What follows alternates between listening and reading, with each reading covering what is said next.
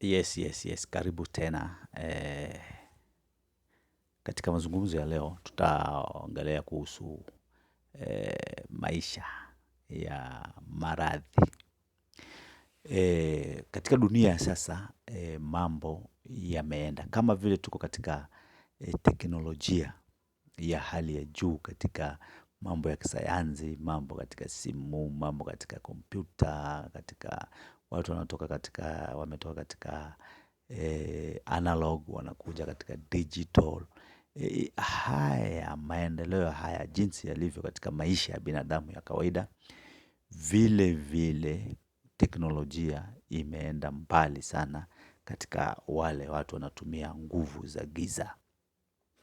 Nikisema nguvu za giza namaanisha wachawi, watu wengine ambao wanaitwa katika mashirika, sitaki kutaja mashirika ya watu, lakini mashirika makubwa makubwa ambayo huendesha biashara ya kinguvu za giza.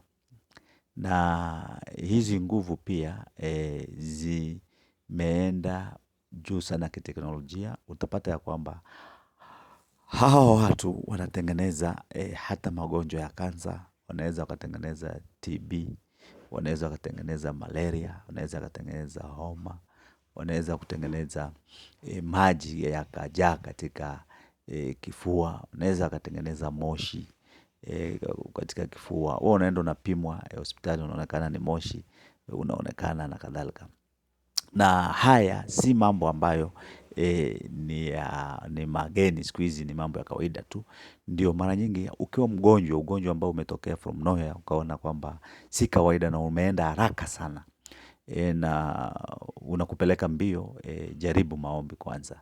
Jaribu maombi kabla hujaenda hospitali. Ama hata ukiwa umeshapelekwa hospitali, lakini pia usisahau maombi, kumuomba Mwenyezi Mungu kuhusiana na hayo magonjwa yako.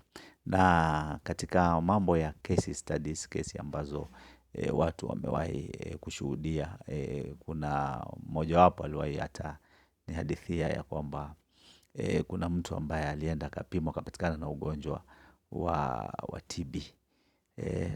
Na kisha akaambiwa, akashauriwa na mtu, bwana, nenda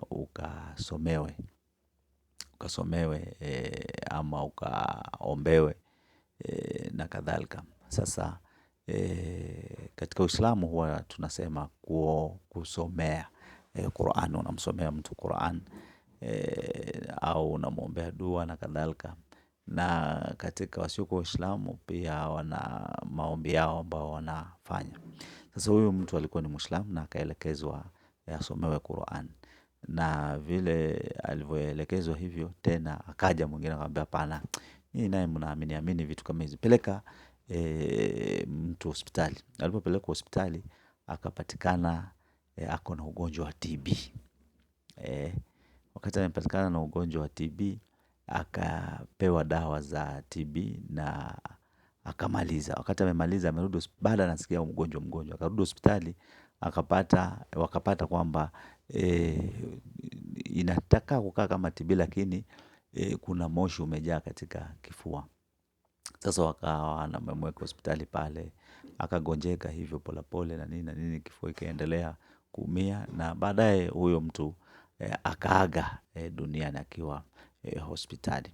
So jambo muhimu ni kwamba ni kukumbushana tu kwamba hii dunia, kuna watu hawakutakii mazuri, na kuna watu ambao wako tayari hata kuondoa binadamu wenzao kwa kupitia njia za giza, na wanaficha hayo maradhi katika maradhi ya kawaida ambayo mmeyazoea. Sasa mtu ambaye hamtambui Mwenyezi Mungu atakimbilia hospitali, na hapo ndio wanapenda, kwa sababu wanajua tu ukienda hospitali wewe umeisha. Kwa sababu hospitali hawana hiyo, utatibiwa, utaonesha kitu fulani, utatibiwa, itaisha. Haitaisha, utaenda hivyo hivyo ukiendanga.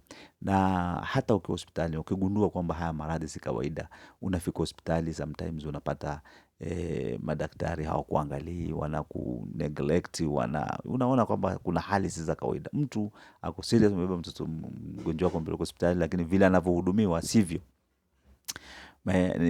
yani mara anapewa dawa, hakuna changes, mara ukiita daktari haji, anakupita pita anakuambia anakuja haji. Mara mgonjwa ukimuuliza unaumwa, naumwa, lakini manasi hata wakija hawamuoni. Vitu kama hizi. Na akizungumza kitu anakemewa, yani mgonjwa wako akiomba kitu anakemewa. Yani kuna vitu ambavyo vinafanyika si vya kawaida. Hapo mkumbuke Mwenyezi Mungu na weka maombi katika mgonjwa wako.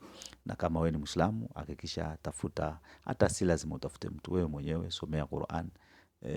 Na kama wewe sio Muislamu pia, tafuta njia yako ambayo utamtibia, utamuombea mgonjwa wako, kwa sababu siku hizi mambo sivyo tunavyo fikiria.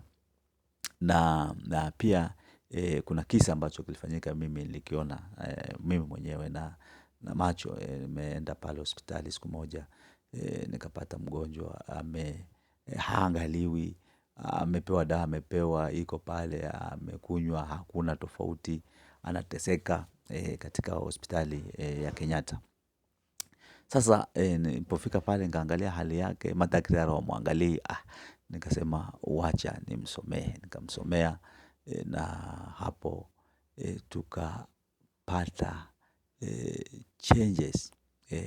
Akakuja daktari akamuona, na wakati alikuja jioni yake akamuona, akamwambia tutakupeleka vipimo. Kwanza akamwandikia dawa kwanza. Dawa akampa. Na before ilikuwa kwamba hawezi kupewa dawa, hawezi kupewa chochote mpaka afanywe vipimo. Lakini sasa baadaye, wakati baada ya kusomewa, sasa akaangaliwa, akaambiwa ni infection tu bwana. Sasa akapewa dawa, baada ya kumaliza dawa hiyo ambayo ilikuwa katika drip, akaambiwa sasa aende apimwe. Akapelekwa katika vipimo, akapimwa, akapatikana hiyo haina shida, atamalizia na dawa zake, na akapewa discharge ya kwenda nyumbani. So haya mambo yapo. Kwa hivyo ni vizuri ukiwa na mgonjwa wako, peleka hospitali ndio, lakini ukiona mambo ambayo si ya kawaida, usitegemee tu hospitali. Na wengi wanaendanga hivyo, na wakiwa wakienda. Kwa hivyo hiyo ndio nasiha yetu ya leo. Na hiyo nasiha nikirudia ni kwamba ukiwa na ugonjwa usikimbilie tu kwamba ni hospitali peke yake. Kuwa na alternative kwamba ukiona mambo si ya kawaida, rudi kwa Mwenyezi Mungu, rudi katika kuomba, rudi katika kusomea mgonjwa wako, ili kama ni mambo mengine ambayo ni ya giza yasafishwe, sasa irudi katika hali ya ugonjwa wa kawaida. Na nikisema hivi, inaweza kuja hata infection, inaweza kuja hata pressure, lakini pressure ambayo haiwezi kukontroliwa, au inakuja hata ugonjwa wa sukari, hata inakuja ugonjwa wa kichwa kinatokea from nowhere. Mguu inaweza tokea hata kwa mguu. Mtu inaanza kama kidonda kadogo, ama kajipu, ukitoboa tu basi sasa shida imeanzia hapo. Inakuja inakuwa kidonda kikubwa, unapelekwa hospitali nini, vitu kama hizo. Ukiona vitu kama hizo hazieleweki, basi usisahau kwamba Mwenyezi Mungu yuko na atakusaidia, bora umuombe. Na ujue pia katika hii dunia kuna watu hawataki wenzao mazuri. Kwa hayo wacha tusimamie hapo, na ukumbuke ya kwamba ukiwa mgonjwa usitegemee tu hospitali peke yake. Jua ya kwamba kuna vitu hospitali haiwezi ikatibu. Hadi wakati mwingine, asanteni sana.